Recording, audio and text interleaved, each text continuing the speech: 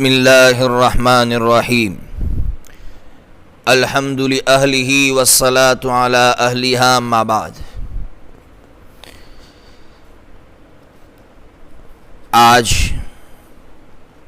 9 ذی الحجہ کا جو روزہ ہے اس کے تعلق سے اور تکبیرات تشریق کے تعلق سے کچھ باتیں آپ کے سامنے رکھتا ہوں۔ سب سے پہلی بات کہ یہ جو روزے کی فضیلت ہے، ترمذی شریف کے اندر حدیث ہے، غالباً حدیث کا نمبر ہے 740۔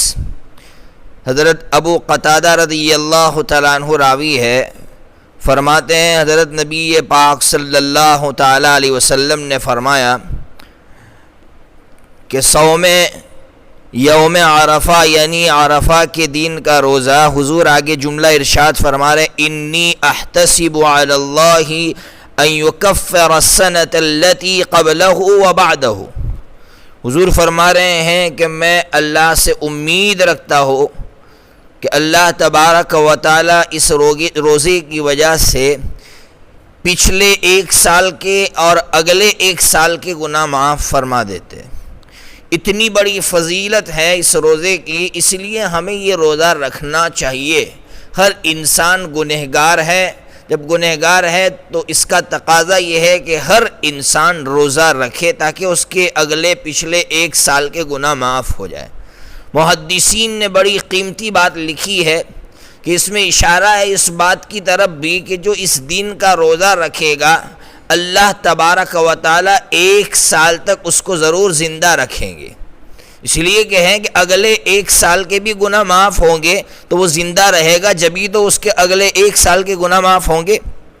بہرحال تو اس روزے کی بہت بڑی فضیلت ہے، ہمیں یہ روزہ رکھنا چاہیے۔ یہ حدیث ترمذی شریف کے اندر بھی ہے، ابھی جو میں نے پڑھی وہ حدیث ترمذی شریف کے اندر ہے اور مسلم شریف کے اندر بھی یہ حدیث ہے۔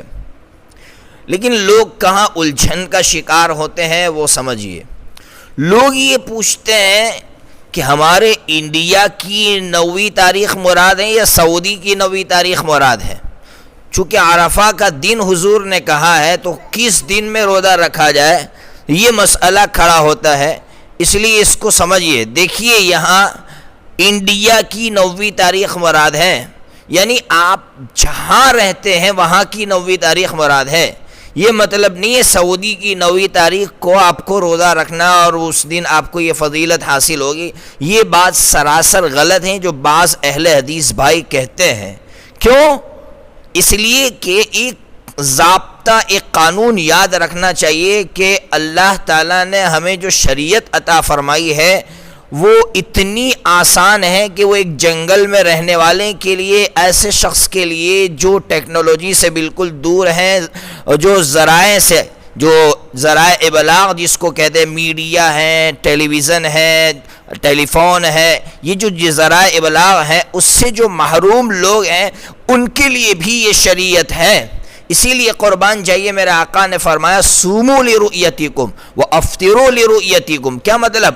روزہ رکھنے کے لیے سعودی کا چاند دیکھنا نہیں ہے، تم اپنے ملک کا، بلکہ ملک کا نہیں اپنے علاقے کا تم چاند دیکھ لو۔ اللہ اکبر، کتنی آسان شریعت۔ عید منانے کے لیے تو کہا اپنے علاقے کا چاند دیکھ لو، وہاں نظر آتا ہے، نظر نہیں آتا تو روزہ رکھو، نظر آتا ہے تو عید منا لو۔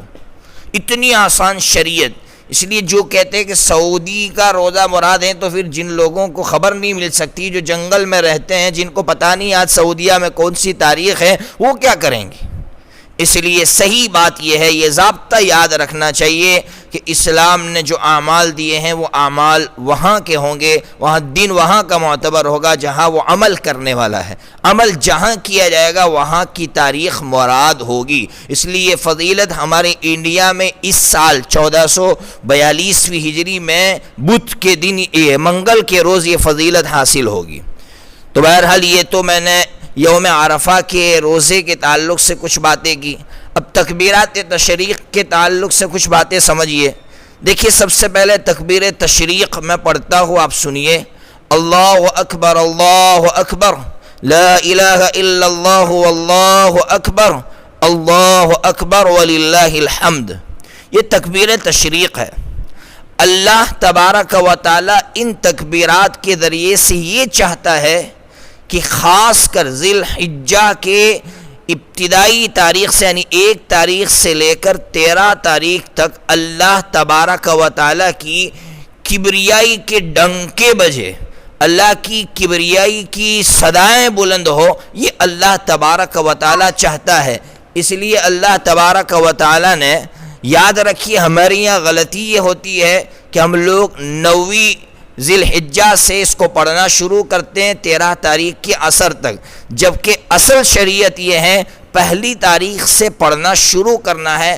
1 تاریخ سے پڑھنا یہ مسنون ہے، بعض علماء نے مستحب لکھا ہے۔ بخاری شریف کے اندر ایک مستقل باب باندھا ہے، حضرت عبداللہ ابن عمر رضی اللہ تعالیٰ عنہما اور حضرت ابو ہریرہ رضی اللہ تعالیٰ عنہ کے تعلق سے لکھا ہے کہ وہ ان دنوں میں یعنی 1 تاریخ کے بعد سے بازاروں میں جاتے تھے اور زور زور سے تکبیرات تشریق پڑھتے تھے، جس کی وجہ سے دکاندار بھی زور زور سے تکبیرات تشریق پڑھتے تھے۔ فرق اتنا ہے کہ 1 تاریخ سے لے کر 9 تاریخ تک پڑھنا مستحب یا مسنون، اور 9 کی صبح سے لے کر 13 کی عصر تک پڑھنا واجب۔ یاد رکھیے ہر فرض نماز کے بعد مرد، عورت، مسافر، مقیم ہر ایک کے لیے پڑھنا واجب ہے، اور مردوں کے لیے بلند آواز سے پڑھنا واجب ہے، 1 مرتبہ پڑھنا واجب ہے، 3 مرتبہ نہیں، 1 مرتبہ پڑھنا واجب ہے، اور مردوں کے لیے بلند آواز سے پڑھنا واجب ہے اور عورتوں کے لیے آہستہ پڑھنا واجب ہے۔ لیکن کسی آدمی نے تکبیر نہیں پڑھی، غفلت میں تھا، اس کی تکبیر چھوٹ گئی، وہ قبلے سے پھر گیا، اٹھ گیا، تو کیا مسئلہ ہے؟ مسئلہ ہے وہ استغفار کر لے۔